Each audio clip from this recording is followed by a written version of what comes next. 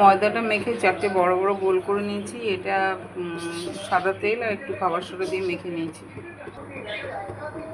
যতটা বড় করা যায়, ছাতুতে যতটা বড় করা যায় ততটাই বড় করে বেলে নিয়েছি। প্যানে সাদা তেল দিয়েছি, এবার এগুলো ভেজে নেব।